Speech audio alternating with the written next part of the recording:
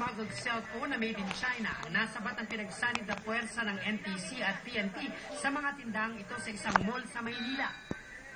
Pero high-tech ang mga cellphone na yan dahil ang boses ng tumatawag, kayang baguhin.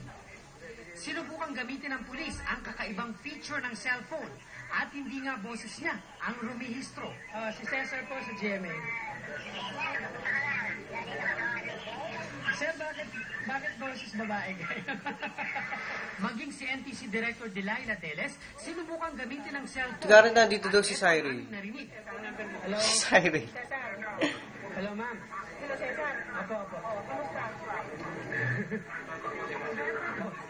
Okay lang po, ma'am. Pero hindi ko kayo masyado makilala kasi Pwede ring mas bata pa ang boses.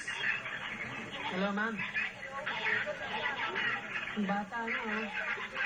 Sabi ng MPD, Ay, si Cyril. gamit ang cellphone na gaya nito.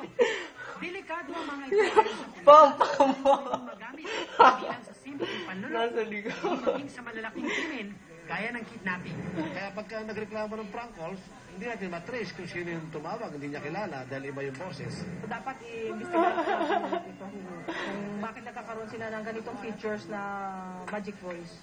May ibang boses. Bawal po iyon, ma'am. Actually, bawal siya. Cesar Apolinario ang inyong saksi.